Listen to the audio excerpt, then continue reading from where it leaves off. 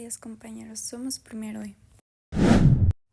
Esperamos que tengan toda la actitud para aprender porque el día de hoy les explicaremos un tema que marcó a México y me refiero a la tercera etapa de la Guerra de la Independencia, mejor conocida como Guerra de Guerrillas, que tuvo lugar en los años de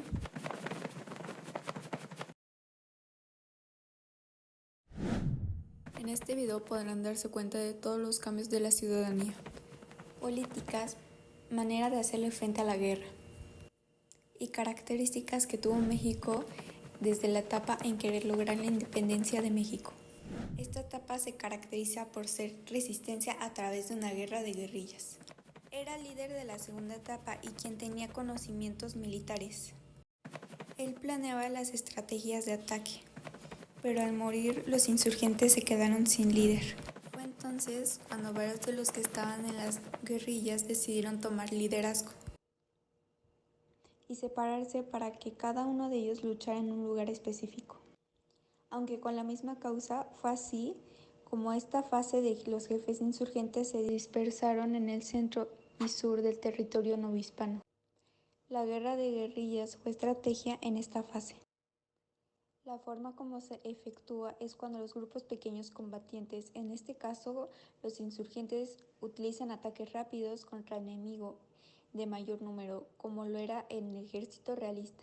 Los ataques eran rápidos y sorpresivos, en los que la lucha era del cuerpo a cuerpo. Así lograron apoderarse del armamento caballos, es decir, los insurgentes atacaban de sorpresa a los realistas y tomaban sus pertenencias como era armamento, los alimentos y los caballos y huían. En esta etapa hubo tres principales líderes: Vicente Guerrero, que nunca aceptó el indulto. Él siempre se mantuvo fiel a la lucha por la independencia de México y en 1818 fue nombrado jefe de las tropas del sur. A finales de 1819, los insurgentes comandados por Vicente Guerrero fueron derrotados en Aguasarca por José Gabriel en Armijo, pero Vicente Guerrero logró escapar y nuevamente se le ofreció el indulto. En el año de 1820, su padre le pidió a Vicente Guerrero que aceptara el indulto, pero él lo rechazó diciendo: "La patria es primero", frase que lo caracterizó. Él nunca se rindió y continuó hostigando a las tropas realistas. Durante este periodo fue prácticamente el único que trató de mantener el ánimo insurgente. Francisco Javier Mina fue otro principal líder, quien era un español que se unió con Pedro Moreno para luchar en Guanajuato. Javier Mina se une al movimiento independentista, aunque fue recibido con cierta desconfianza por sus orígenes, ya que era un español y no creían que un español pudiera unírseles a la lucha. Al principio no confiaban mucho en sus intenciones, aunque poco después se ganó el respeto de sus compañeros de lucha. En su travesía se enfrentó a los realistas y obtuvo importantes victorias, entre ellas en el Valle del Maíz, en el estado de San Luis Potosí, donde los realistas perdieron unos 30 o 40 hombres, mientras que la división que era el ejército de Javier Mina no obtuvo ni muertos ni heridos. El 15 de junio llegaron a la hacienda de Piotillos. Allí también derrotaron a los realistas, a pesar de que todos los superaban en cantidad de soldados. Otra batalla ganada fue en San Juan de los Llanos, ubicada en Guanajuato, en el Fuente del Sombrero, situada en la Sierra de Comanja. Cerca de León, Guanajuato, se unió la división comandada por Francisco Javier Mina con los insurgentes comandados por Pedro Moreno.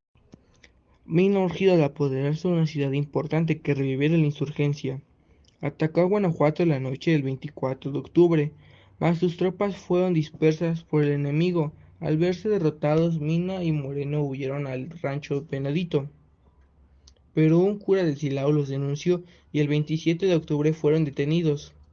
Mina fue fusilado el 11 de noviembre de 1817. Otro líder fue Guadalupe Victoria, que mantuvo la lucha en el estado de Veracruz de 1815 a 1819. Controló dos puntos importantes: la ruta de México-Veracruz y una salida al mar en Boquilla de Piedras, situada al norte del puerto de Veracruz. Desde ahí se proveía de armas, mercancías. Estos líderes eran compañeros de lucha de Morelos que tenían un mismo objetivo. A medida que la guerra se prolongaba, más personas se unían a la lucha por la independencia.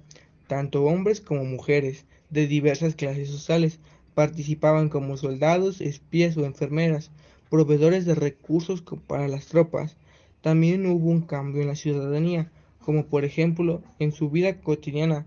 Como bien sabemos, muchos eran jornaleros, vendedores ambulantes, artesanos o trabajaban en el servicio doméstico. De igual manera, como ya eran constantes los conflictos armados, se vieron obligados a recurrir a un cambio muy importante que cambió la vida de muchas personas y en el campo, lo cual se conoce como leva. Esto fue en el reclutamiento forzoso.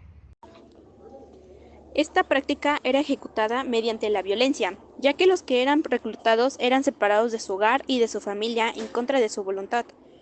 Otra cosa que se puede destacar fueron los ideales de independencia, que fueron libertad, igualdad para todos los ciudadanos, la abolición de la esclavitud y de castas.